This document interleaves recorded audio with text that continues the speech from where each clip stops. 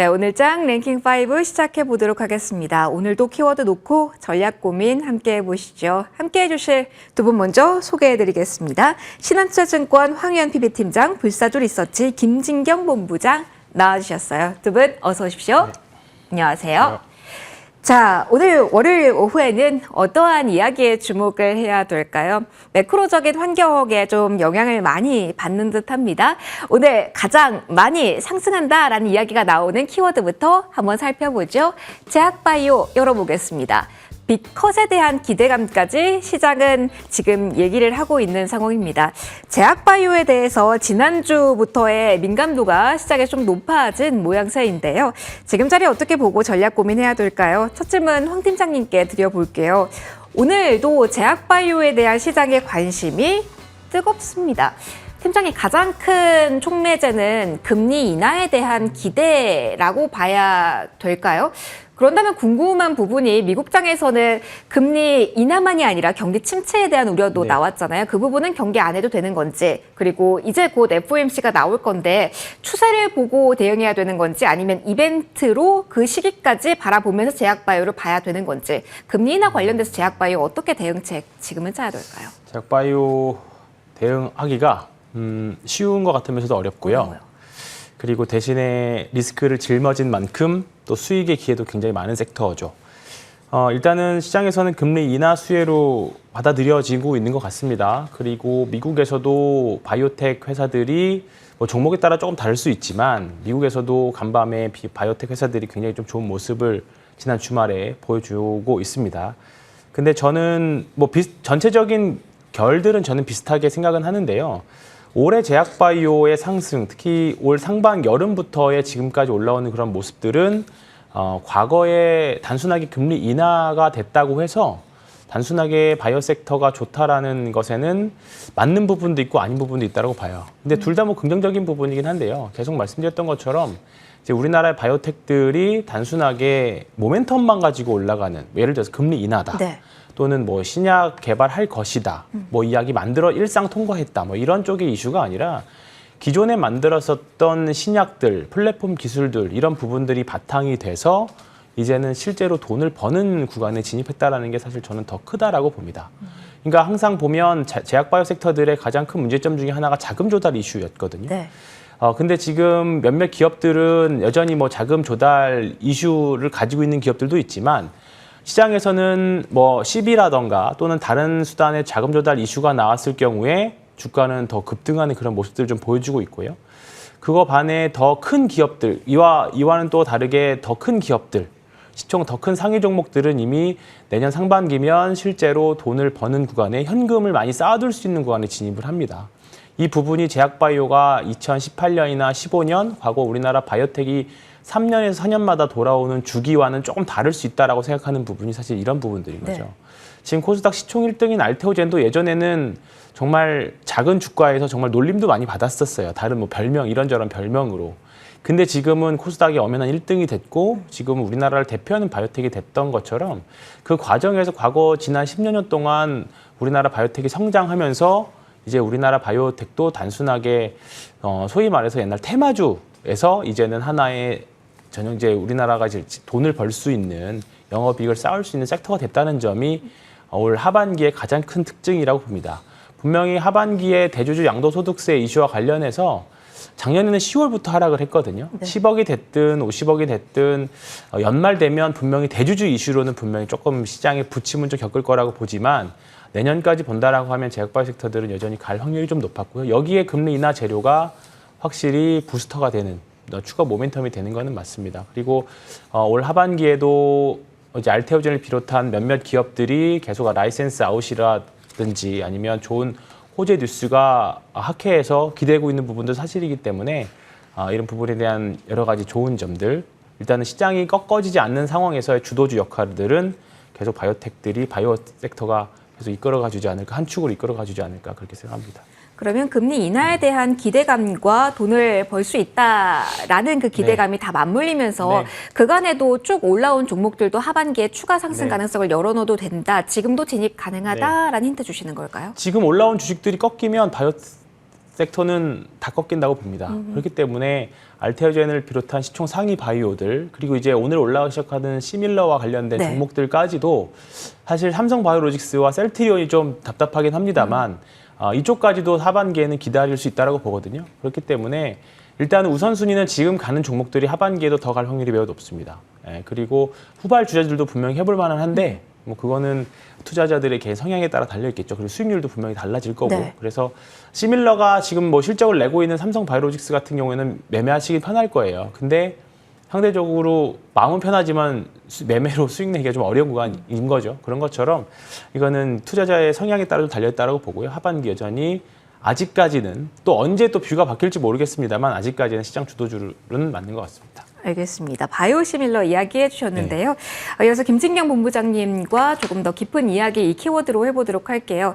정책 관련해서도 드라이브가 나와서 이 부분도 좀 체크를 받아보려고 합니다.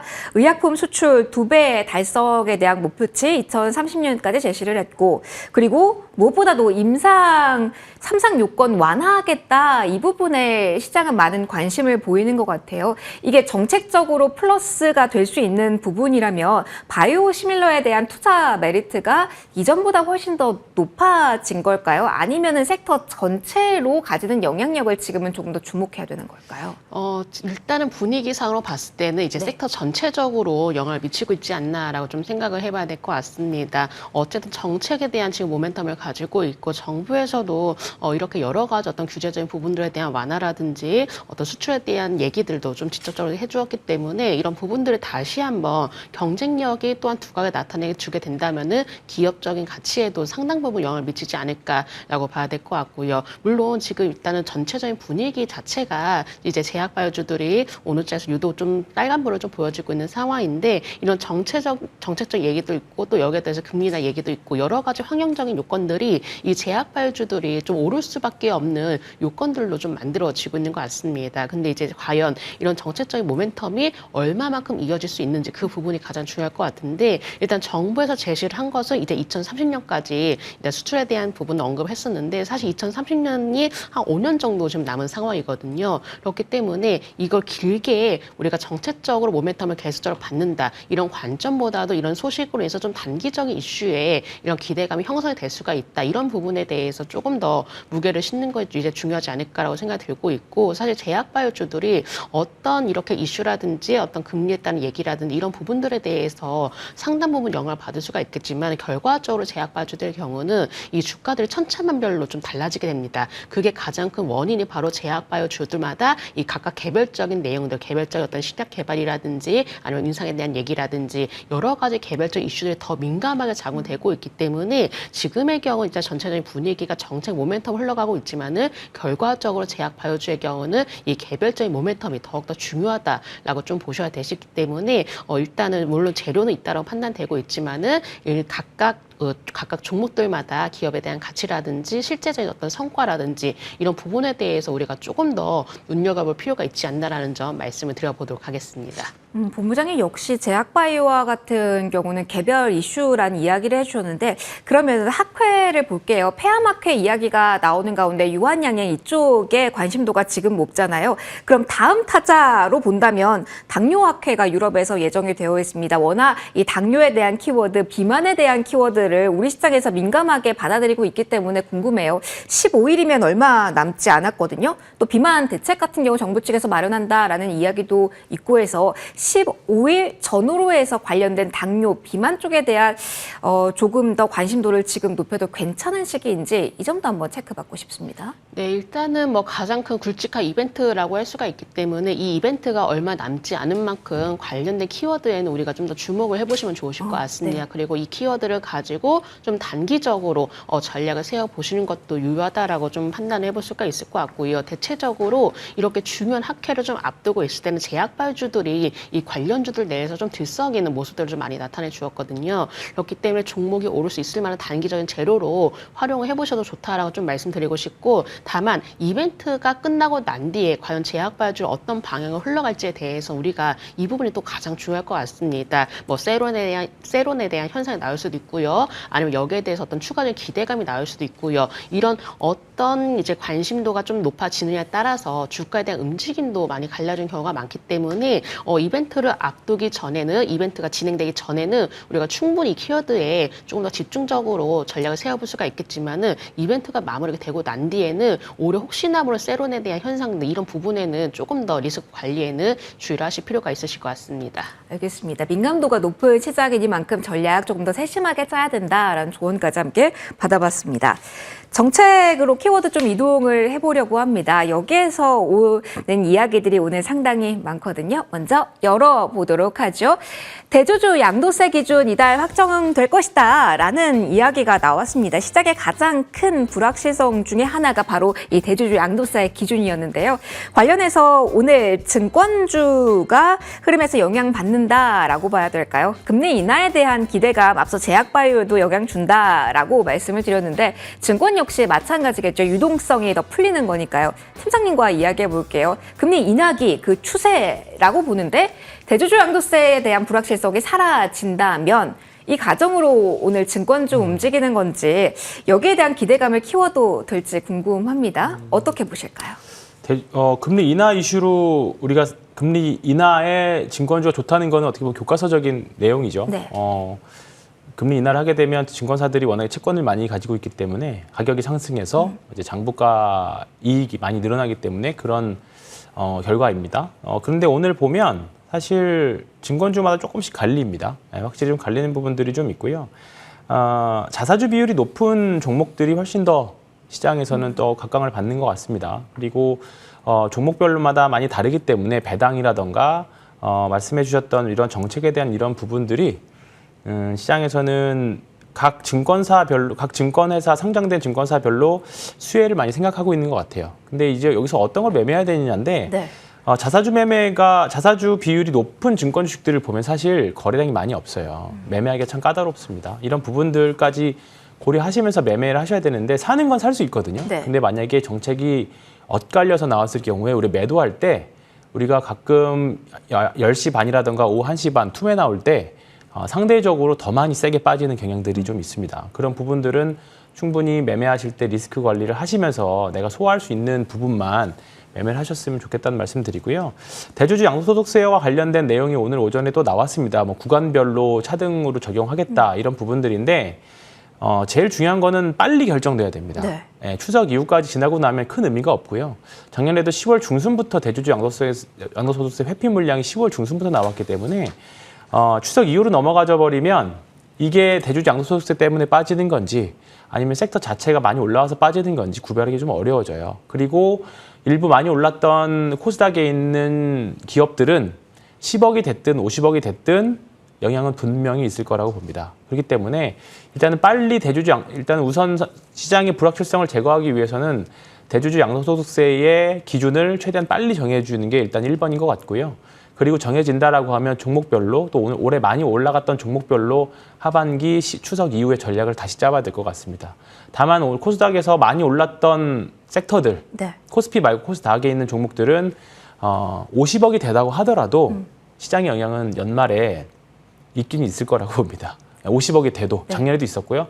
근데 이제 언제 빠질지 어떤 명분으로 빠질지를 우리가 잘 모르는 거기 때문에 이제 추석 넘어가게 되면 당연히 좀 조심은 해야겠죠. 제일 좋은 거는 대주주에 대한 범위를 아예 뭐 100억 이상 아예 엄두도 못 낼 정도로 올리면 모를까 50억까지는 일단은 작년에 우리가 1차로 경험한 바에 의하면 있는 걸로 저희가 경험을 했기 때문에 50억이 된다고 하더라도 올해 연말에는 좀 조심해야 되지 않을까 생각합니다.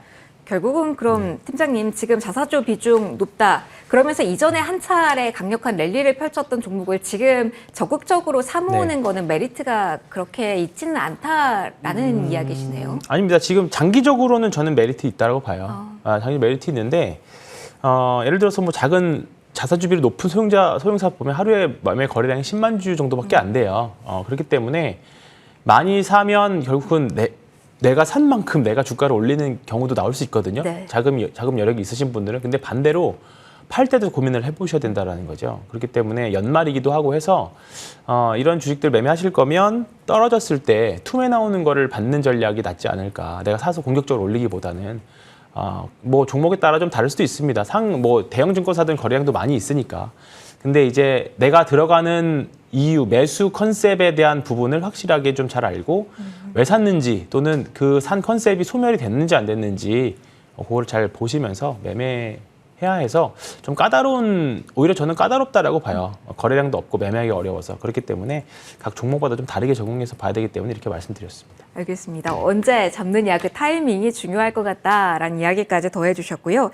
오늘 신재생 쪽에 태양광 쪽에 힘이 강합니다. 오전부터 계속 고점 라인을 유지를 하고 있어서 이 정부의 조직 개편안 그 안에서 좀 수혜 영역에 있는 종목들 분석을 좀 해보려고 합니다. 김진균 본부장님, 오늘 특히 태양광 내수 정책의 민감도가 높은 종목들이 훨씬 더 강합니다. 대표적으로는 HD현대에너지솔루션, OCI홀딩스 많이들 생각하실 텐데요. 태양광주가 워낙 미국 시장의 영향을 많이 받기도 해서 지금 이렇게 환경부의 역할이 커졌다, 그러면서 힘이 실린다라고 해서 태양광주가 주목을 받는데 지금부터 또 다른 시작이라고도 봐도 되는지 이에 대한 궁금증은 안고 계실 것 같아요. 일단 어떻게 보세요? 기후에너지 환경부 이 키워드로 인해서 태양광주에 대한 연속성까지 좀 더 기대할 수 있는 자리일까요? 네, 일단은 뭐 사실 이제 그동안에 태양광주 한다면 이제 미국의 어떤 움직임에 따른 네. 영향들을 많이 받았었거든요. 근데 오늘의 경우 이제 미국과 연관 있는 소식이 아니라 이 국내 정부가 세운 어떤 정책적인 모멘텀으로 좀 작용이 되고 있는 상황이고요. 그렇다 보니까 이제 하나솔루션보다도 뭐 OCI 홀딩스라든지 원액 IPS라든지 이런 종목들이 조금 더 강한 흐름을 좀 보여주고 있는 것 같습니다. 그래서 어떤 정책적 모멘텀을 반영하게 된다면은 충분히 이제 상승 추세를 좀 그려 나갈 수 있을 만한 재료가 있지 않을까. 라고 좀 생각을 해볼 수가 있기 때문에 이런 정책적인 재료들을 좀 더 잘 활용하실 필요가 있다라는 점 말씀을 드려보고 싶고요. 오늘은 이제 유독 이런 정책적 모멘텀으로 인해서 여러 가지 이 섹터들이 좀 움직여지는 모습 나와주고 있는데 일단 중장기적으로 봤을 때 어떤 미국에서 이 태양광에 따라서 어떤 정책들을 내놓는지 이런 여부도 가장 중요하겠지만은 지금 당장으로서는 시장 자체가 국내 어떤 정책적 얘기들 이런 부분에 많이 쏠려 있는 상황이기 때문에 좀 태양광주를 단기적으로 대응을 하신다면 일단 태양광주에 대해서도 충분히 관심을 가져도 좋지 않을까라는 점 말씀을 드려보고 싶고요. 근데 다만 이게 중장기적인 어떤 성장 동력을 가지고 움직여지는 것이 아니라 이 정책에 대한 이야기로 이 단기적 이슈로 또 그칠 수도 있는 거거든요. 네. 그래서 이 부분에 대해서 조금 더 주의를 하실 필요가 있으실 것 같고 뭐 OCI 홀딩스를 보시면은 물론 지금 이제 현재 6%대 좀 상승하는 흐름 보여지고 있지만은 과연 이게 정고점을 돌파해 줄 수 있는지 여부가 가장 중요할 것 같습니다. 정고점을 돌파해 줄 만한 어떤 재료라든지 이슈라든지 이런 부분이 조금 더 필요하지 않을까라고 생각을 해볼 수가 있기 때문에 오히려 태양광주의 경우는 지금의 경우 우리가 중장기적으로 가져간다 이런 느낌보다도 어떤 재료들이 하나가 나와줬기 때문에 이 재료로 인해서 좀 단기적인 반등 추세를 그려나가는 시기다 이런 관점으로 먼저 1차적으로 살펴보시는 게 필요하지 않을까라는 점 말씀드리도록 하겠습니다. 태양광 단기로만 모멘텀 보신다면 본부장님 결국은 신재생 에너지 쪽에서의 전략은 계속 순환매로 보시는 걸까요? 네, 지금으로서는 저는 이제 순환매라고 좀 생각을 하고 있고요. 사실 신재생 에너지에 대해서 많은 이야기가 사실 과거부터 많이 나왔었거든요. 네. 근데 이게 꾸준히 이어진다는 느낌이 없었습니다. 그러니까 뭔가 얘기가 나올 때마다 잠깐 들썩였고 또 다시 쉬어갔다가 얘기가 나오면 또 다시 들썩여 이런 부분들 반복이 되었기 때문에 이런 과정들이 해소가 되기 전까지는 좀 단기적인 재료로 이용해봐야 되지 않을까라고 좀 말씀을 드려야 될 것 같습니다. 알겠습니다. 신재생 이쪽 이야기를 해봤고요. 변동성이 크긴 한데 건설도 체크를 해봐야 될 것 같아요. 황 팀장님, 사실 이 건설, 특히 중소형 건설사, 시멘트 이쪽이 움직이다 보니까 정치 테마의 성격도 같이 있는 종목군들이 많아서 좀 파악하기가 어렵습니다. 일단은 주택 공급 확대 방안이 발표가 되면서 들썩이는 건데 대형사가 아니라 중소형 위주로 주목은 받고 있습니다. 어떻게 봐야 돼요? 이거를 정책에 대한 모멘텀을 받을 수 있는 정책주로 오늘 그래도 움직인 종목을 볼 수 있을까요? 아니면은 일시적인 테마성이 조금 더 짙다라는 쪽으로 이 건설 섹터는 오늘 뉴스에 대한 반응은 해석을 해야 되는 걸까요? 단발 테마로 보시는 게 가장 합리적인 것 같습니다. 일단은 크게 올라갈 수 있는 여지는 많이 있지는 않은 것 같고요. 네. 그동안 뭐 사실 아파트 공급을 안 해왔던 것도 아니고 아파트를 안 좋았던 것도 아닙니다. 그리고 오늘 시장이 셌으면 벌써 상한가 가는 종목들이 나왔었어야 돼요. 특히 소형사들이기 때문에. 네. 근데 역시나 음봉이나 윗꼬리가 나오고 있기 때문에 너무 크게 의미 가지실 필요는 없는 것 같고요.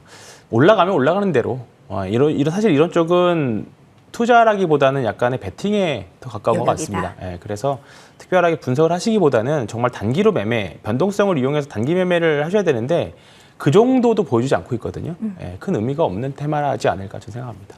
알겠습니다. 건설 그래도 움직이긴 해서 변동성 구간에서 어떻게 해석해야 되는지 팁도 들어봤습니다. 다음으로 넘어갈게요. 자, 오늘 자동차주의 오후 흐름 여기에 좀 포커스를 맞춰서 이야기를 시작해 보려고 합니다. 황 팀장님 이어서 좀 받아주세요. 오늘 현대차의 흐름을 보면 그래도 낙폭이 추가적으로 깊이 있게 나오고 있진 않은 상황, 그리고 LG에너지솔루션 같은 경우도 빨간불 미약하게만 좀 지금은 보여주고 있습니다. 한국인 직원 구금 사태 미국에서 있었던 주말 사이 여러 뉴스 궁금하셨을 겁니다. 어떻게 뉴스 영향력을 봐야 되나요? 사실 주말 사이에 여러 가지 뉴스 플러스 오전까지도 트럼프 대통령의 코멘트가 나오기도 해서 이 정도면 진정되는 건가? 라는 축 하나, 그래도 양산이 되는 시점 미뤄지는 게 아닌가, 계속 리스크는 온 아닌가 궁금하실 것 같아요. 지금 상황 현대차 그리고 엔솔 중심으로는 어떻게 파악하면 정답지에 가까울까요? 현대기아차 자동차 섹터는 잘 흐름이 좋았었죠. 많이 네. 오르진 않았어도 잘 버티고 있었던 흐름이었는데 외부 악재가 나왔습니다. 근데 기업이 이게 크게 영향을 미친다기보다 좀 늘어지는 그 정도 영향이라고 보고요. 결국은 트럼프 대통령은 미국 사람들을 채용해서 써라인 것 같습니다. 근데 사실 현실적으로 다시 다 교육도 해야 되고, 그리고 그 난이도가 높은 공정에 투입을 되게 되기 때문에 아무나 또 아무 인력이나 쓸 수도 없는 상황이거든요.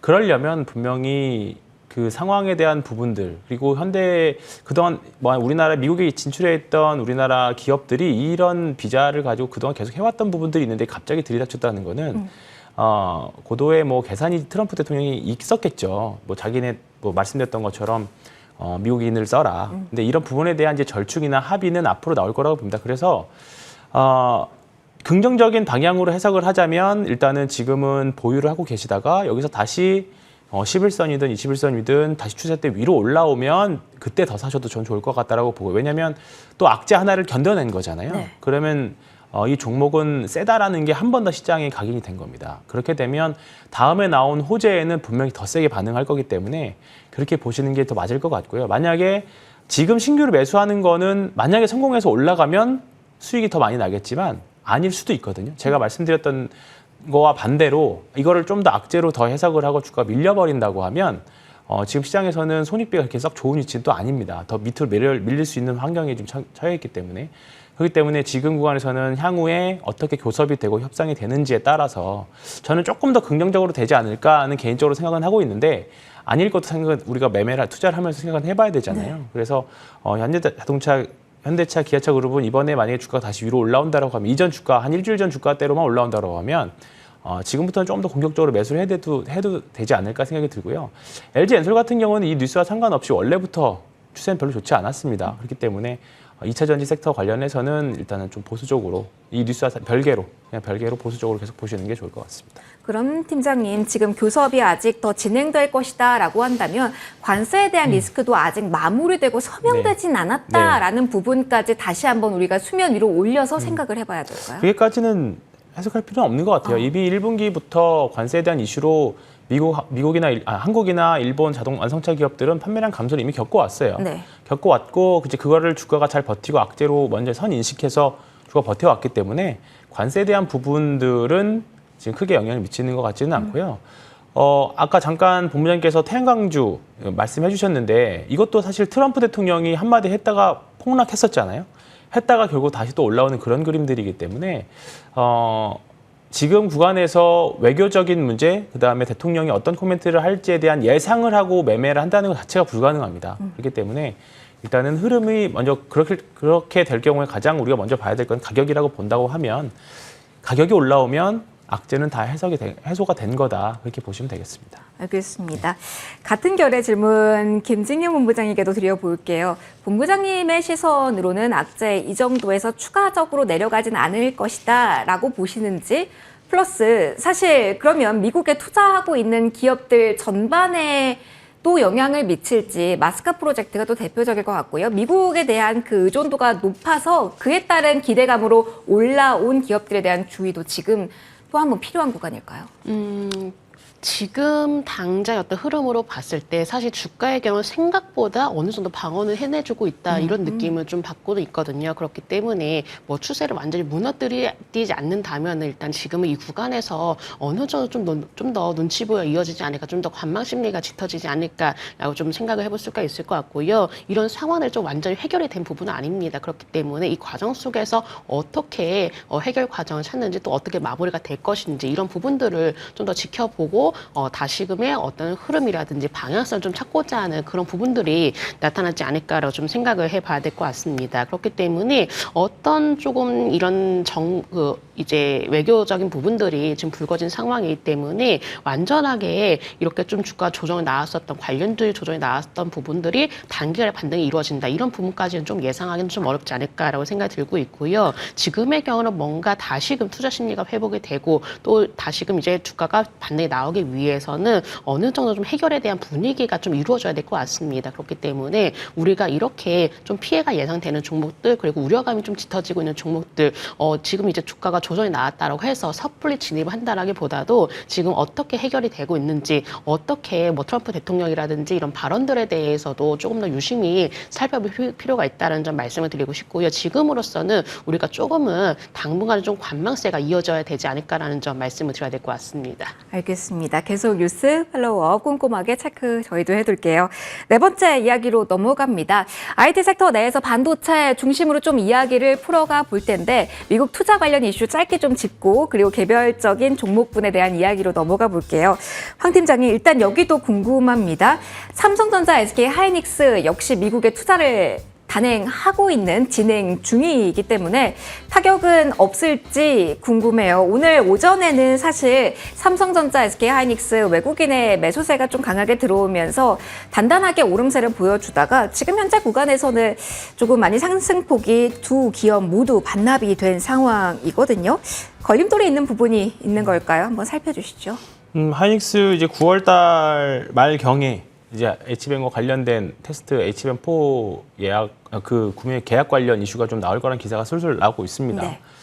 사실 마이크론이 먼저 계약할 거다라는 기사가 사실 먼저 나와서 좀 우려스러웠는데 지난주에 먼저 하이닉스가 돌아섰고요. 그리고 그와 관련된 소부장 기업들이 같이 따라서 이수페타시스라던가 한미반도체라던가 오늘 뭐 테크윙이라던가 관련 기업들이 돌아서고 있습니다. 지금 특징들을 보시면 지지난주까지는 레거시 반도체 쪽이 좀 좋았었고요. 네. 지난주에는 이제 HBM과 관련된 종목들이 좋아지고 있습니다. 특징이라고 하면 지난주에 브로드컴이 실적이 굉장히 잘 나왔고 가이던스에서 이제 그 에이직 칩에 대한 이제 특수한 반도체 칩에 대한 수요가 계속적으로 늘어나고 있다라는 부분들인 거죠. 이게 이런 부분에 대한 수혜를 또 삼성 파운드리도 또 가져갈 수 있고 그 결과물을 먼저 테슬라와 애플 쪽에서도 이미 수주로 인해서 우리가 좀 결과를 좀 받았습니다. 그렇기 때문에 지금 내러티브적인 요소들은 분명히 좋아졌어요. 분명히 좋아졌고 이제 그 삼성전자가 테슬라와 애플과 어느 가격에 계약을 했는지는 잘 모르겠습니다만 분명히 매출단에서는 분명히 큰 역할을 분명히 될 거고 레퓨테이션과 관련된 부분에서도 분명히 좋은 영향을 좀 미칠 수 있을 거라고 봅니다. 그렇기 때문에 지금은 일단은 반도체 섹터 자체가 좋긴 합니다만 다른 섹터 대비해서 좀 약한 그런 부분들이고 가끔 말씀드리는 말이지만 계약이 나와야 나온 거거든요. 하이닉스도 그렇고 삼성전자도 그렇고 특히 삼성전자 같은 경우는 HBM 계약이 관련이 나오면 뭐 우리가 퀄치기 소년이라는 뭐 별명을 불렀던 것처럼 삼성전자가 과연 계약이 나오면 올라갈까라고 하지만 일단은 공급이 시작되게 되면 지금보다는 분명히 외국 매수가 더 들어올 거라고 봅니다. 그러면 지금보다 레벨단은 분명히 7, 계속 7만을 못 넘고 있는데 네. 한 8만 원 이상까지도 충분히 갈 수 있는 지금 잠재력은 포텐셜은 가지고 있다고 봐요. 그래서 결국 이 부분에 대한 물음표인 거죠. 계속 그동안 산을 그 계약을 못 넘었던 그 산들에 대한 부담이 계속 작용한다라고 봅니다. 만약에 그렇게 되면 지금 바이오나 그다음에 조선이나 이런 쪽에 있는 수급들이 또 상대적으로 굉장히 좀 많이 뺏길 수도 있습니다. 이런 부분들을 계속 올해 9월달, 10월달 계속 가져가야 되는 우리가 부분들이기 때문에 좀 어려운 거거든요. 그래서 일단은 그 부분에 대한 눈치를 계속 관심 가지고 보셔야 될 것 같고요. 만약에 통과가 나온다고 하면 반도체가 다시 시장 주도주로 올라설 수 있는 그런 그림은 나올 거라고 보고요. 사실 지금 AI 버블에 대한 논란 많이 있습니다만 미국 시장도 많이 있죠. 근데 주가가 잘 안 밀립니다. 그 부분은 주가가 역시나 답이라고 보고요. 일단은 지금은 버블의 끝이 다 왔을지라도 일단은 버블은 또는 지금 버블이 아니라고 말씀하시는 분들도 있죠. 그래서 지금 AI와 관련된 상승은 투자는 계속 해줘도 저는 좋다. 일단 말씀드리겠습니다. 두 종목의 뭐 장중 약간의 변동성이 있는 부분이나 대미 투자에 관련 타격 이 부분에 대해서보다는 HBM 통과 여부 관련된 모멘텀이 어떻게 드라이브를 거는지 이 부분에 포커스를 맞춰야 된다라는 조언 주신 겁니다. 그러면 에이직 반도체 그러면서 AI에 대한 그 시대 열풍 이 이야기 본격적으로 해보면서 오늘 이수페타시스 이야기를 좀 해볼까 합니다. 김진규 본부장님 오늘 앞자리가 터치만 되긴 했는데 바뀔까 이 부분에 계속 관심은 몰리는 것 같습니다. 결국 앞서 황 팀장님께서도 이야기해 주셨지만 HBM에 대한 이야기, 에이직 반도체 그리고 브로드컴 이야기 모든 화살표가 사실 이수페타시스를 향하고 있는 모양새이긴 하거든요. 그동안에 조금 더 레거시 클래식한 종목들에서 다시 한번 이쪽으로 시선이 가는 건지 오늘 이수페타시스의 흐름에서 힌트 얻어볼 수 있는 부분이 있다면 좀 핵심적인 부분 이야기해 주시면 좋을 것 같습니다.